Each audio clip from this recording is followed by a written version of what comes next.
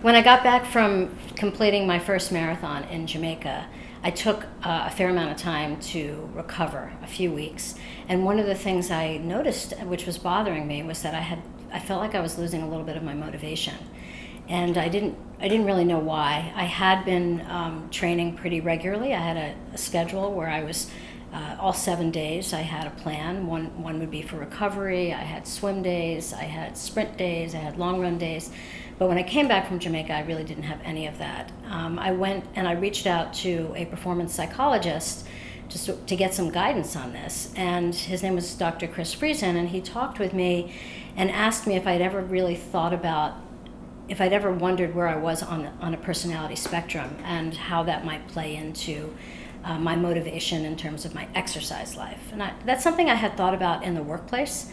Often, in the work environment, employees will take the Myers-Briggs test. And in that test, just in terms of extroversion, I'm pretty extroverted.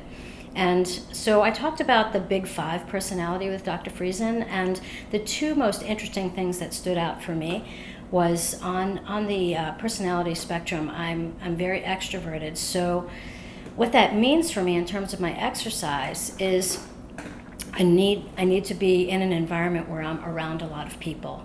And I belong to a gym, so I tend to go to the gym during busy times. I will always take a treadmill next to someone else. I allow my body language to be friendly, so that if someone says hello, I can say hello back, or I can reach out to someone else and say hello and wish them a good workout.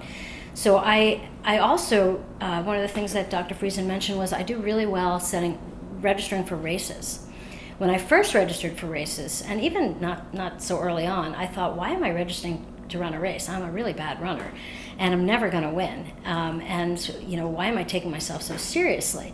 But what he pointed out to me was they are a great party atmosphere for me. And so I like being around other people who share my goals. And I always like to have something else that I'm registered for to work toward and to look forward to.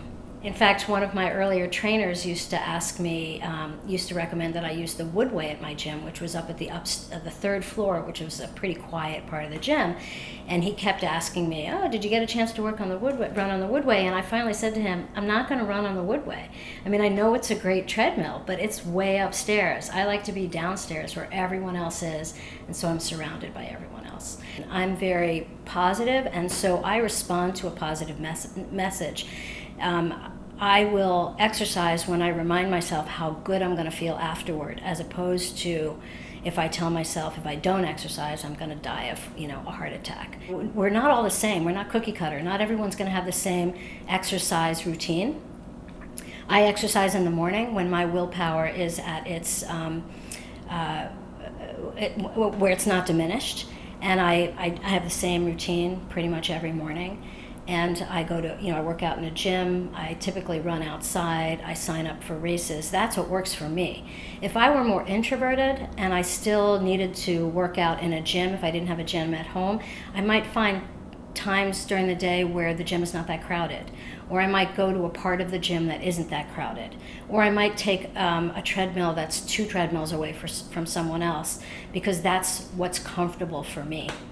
And if I were higher in negative emotions than positive emotions, I may be needing to remind myself, what motivates me, and decide and know what that is, and maybe even write it down so that I can see it when I wake up first thing in the morning.